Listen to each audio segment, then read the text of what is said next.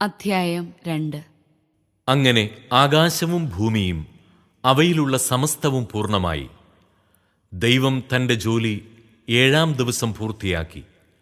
താൻ തുടങ്ങിയ പ്രവൃത്തിയിൽ നിന്ന് വിരമിച്ച് 7-ാം ദിവസം അവിടുന്ന് വിശ്രമിച്ചു. സൃഷ്ടികർമ്മം പൂർത്തിയാക്കി തൻ്റെ പ്രവൃത്തികളിൽ നിന്ന് വിരമിച്ച് വിശ്രമിച്ച 7-ാം ദിവസത്തെ ദൈവം അനുഗ്രഹിച്ച് വിശുദ്ധമാക്കി.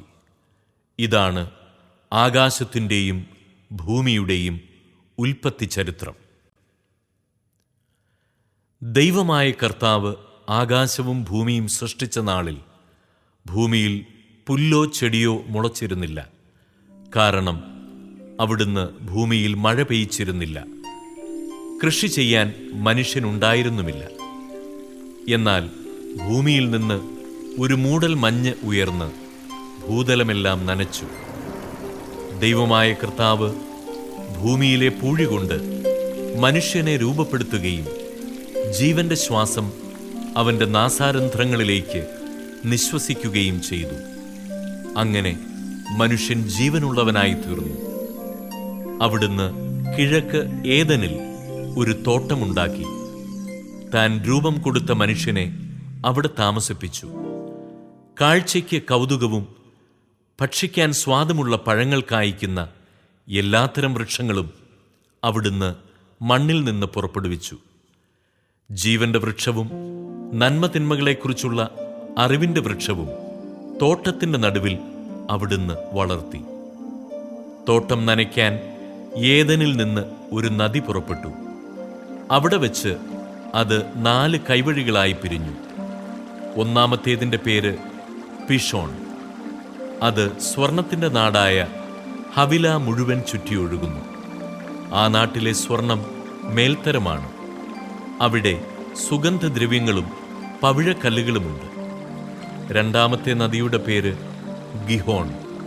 അത് കുഷ് എന്ന നാടിനെ ചുറ്റിയൊഴുകുന്നു. മൂന്നാമത്തെ നദിയുടെ പേര് ടൈഗ്രീസ്. അത് അസീറിയയുടെ കിഴക്കുഭാഗത്തു കൂടി ഒഴുകുന്നു. നാലാമത്തെ നദി യൂഫ്രട്ടീസ്. ഏദൻ തോട്ടം കൃഷി ചെയ്യാനും സംരക്ഷിക്കാനും ദൈവമായ കർത്താവ് മനുഷ്യനെ അവിടെയാക്കി. അവിടുന്ന് അവനോട് കൽപ്പിച്ചു, തോട്ടത്തിലെ എല്ലാ വൃക്ഷങ്ങളുടെയും ഫലം ഭക്ഷിച്ചുകൊള്ളുക.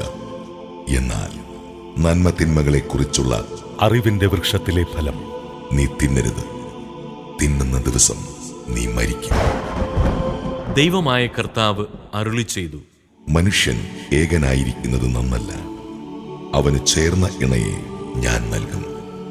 ദൈവമായ കർത്താവ് ഭൂമിയിലെ സകല മൃഗങ്ങളെയും ആകാശത്തിലെ സകല പക്ഷികളെയും മണ്ണിൽ നിന്ന് രൂപപ്പെടുത്തി. അവയ്ക്ക് മനുഷ്യൻ എന്തു പേരിടുമെന്നറിയാൻ അവിടുന്ന് അവയെ അവന്റെ മുമ്പിൽ കൊണ്ടുവന്നു. മനുഷ്യൻ വിളിച്ചത് അവയ്ക്ക് പേരായി തീർന്നു.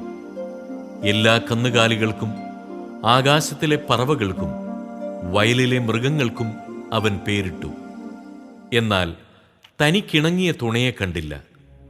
അതുകൊണ്ട് ദൈവമായ കർത്താവ് മനുഷ്യനെ ഗാഠനിദ്രയിലാഴ്ത്തി ഉറങ്ങിക്കിടന്ന അവന്റെ വാരിയെല്ലുകളിൽ ഒന്ന് എടുത്തതിനു ശേഷം അവിടം മാംസം കൊണ്ട് മൂടി. മനുഷ്യനിൽ നിന്ന് എടുത്ത വാരിയെല്ലുകൊണ്ട് അവിടുന്ന് ഒരു സ്ത്രീക്ക് രൂപം കൊടുത്തു. അവളെ അവന്റെ മുമ്പിൽ കൊണ്ടുവന്നു. അപ്പോൾ അവൻ പറഞ്ഞു,